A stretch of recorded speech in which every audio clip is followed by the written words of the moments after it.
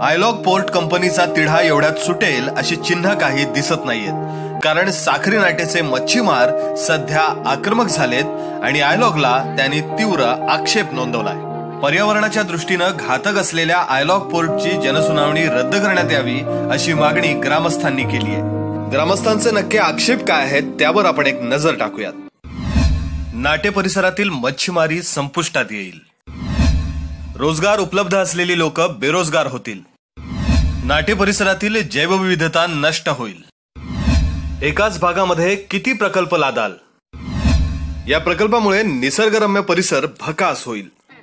ज्या भागामध्ये हा प्रकल्प येणार आहे त्या भागात नोकऱ्या भरपूर आहेत, रोजगाराच्या संधी देखील भरपूर उपलब्ध आहेत। त्यामुळे ज्या ठिकाणी रोजगार उपलब्ध नाहीये तिथे हा प्रकल्प गेला तर अधिक फायद्याचं होईल। मच्छीमार नेते अमजद बोरकर रत्नागिरीमध्ये आयोजित पत्रकार परिषदेत बोलत होते।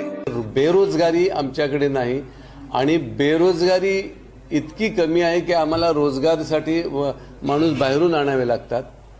तेव्हा आमचं असं म्हणणं आहे की ज्यांना रोजगार हवा असेल त्यांनी जर आमच्या पद्धतीने श्रम कौशल्य जर विकसित केलं तर आमच्याकडे रोजगार त्यांना भरपूर आहे।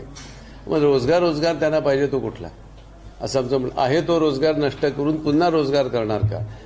आयलॉग पोर्टचे अधिकारी धादांत खोटं बोलत आहेत असा आरोप जनहक्क सेवा समितीचे सल्लागार मंगेश चव्हाण यांनी केलाय। गावांमधनं चौकशी केली तर कुठेही या वर्ष 2 वर्षामध्ये कोणत्याही प्रकारचं एअर मॉनिटरिंग स्टेशन त्या ग्रामपंचायतीच्या हद्दीमध्ये हे लागलेलं नाही। दुसरी गोष्ट अशी की 2016 सालच्या अहवालामध्ये त्यांनी काही उद्योग जे काही आहे हे सविस्तरपणे नमूद केलेले की हे अहवाल इथे होणार आहेत। जसं कोळशावर आधारित या ठिकाणी वीज निर्मिती होणार आहे, इथे बॉक्साईट शुद्धीकरणाचा प्रकल्प उभा करणार आहेत।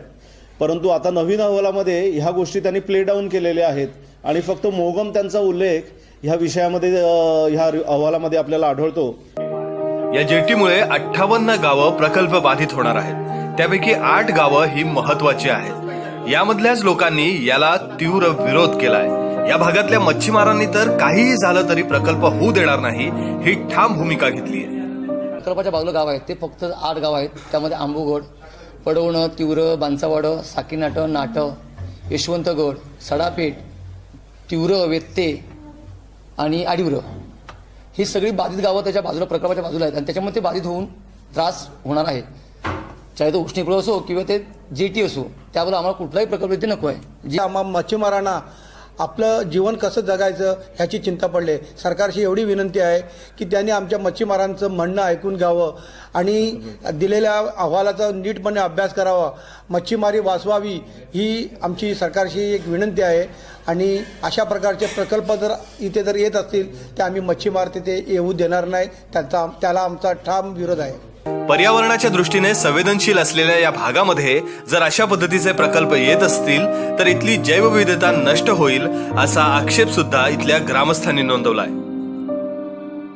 आता इथे हे जर सगळं मोठमोठ्या बोटी यायला लागल्या, त्याच्यानंतर तिकडे ब्रेकवॉटर वॉल झाली, ड्रेजिंग झालं, तर हा सगळ्यांचा परिणाम होऊन आणि त्याच्याही अधिक म्हणजे इकडनं ह्या प्रकल्पातना जे पर्टिक्युलरली पाण्याचं प्रदूषण होईल, येणाऱ्या बोटींच्या वाहतुकीमुळे आणि मगाशी जर म्हटलं तसं बॅलास्ट पाणी याच्यात सोडलं गेल्यामुळे, तर यामुळे इथे जी स्थानिक पर्यावरण आहे ते नष्ट होईल। आयलॉग बोर्डचे उपाध्यक्ष राजकुमार येवलेकर यांनी सुद्धा पत्रकार परिषद घेऊन प्रकल्पाची बाजू मांडली। इथे फक्त जेटी प्रकल्पच होणार आहे, त्या व्यतिरिक्त कोणताही प्रकल्प उभारण्याचा आमचा मानस नाही असं देखील येवलेकर यांनी स्पष्ट केलं।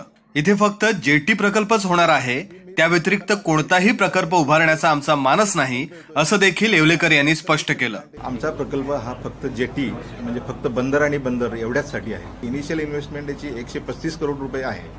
त्यामुळे स्थानिक लोकांना इथल्या कमीत कमी 500 लोकांना इथं रोजगार उत्पन्न होईल। जर ही जेटी भविष्यात झाली तर ह्या जेटीचा पण आपल्याला उपयोग घेऊन त्या क्रूजला आपल्याला इथं थांबा देण्यात येऊ शकतो। त्या जहाजाला फक्त एक ठरवून दिलेलं चॅनल असतं, त्या चॅनलमधूनच तो प्रवास करणार आहे।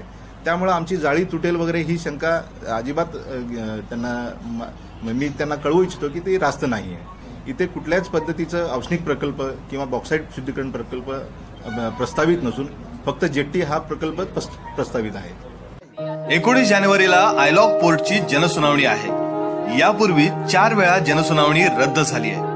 आता या जनसुनावणीला लोक कशा प्रकारे प्रतिसाद देतात हे येत्या 19 तारखेला स्पष्ट होईल। दरम्यान इथे जर फक्त जेटी प्रकल्प येत असेल तर आमचा बिनशर्त पाठिंबा राहील असं नाटे सरपंच पुरुषोत्तम थळेश्री यांनी म्हटलंय. मुश्ताक खान, माय कोकण, रत्नागिरी.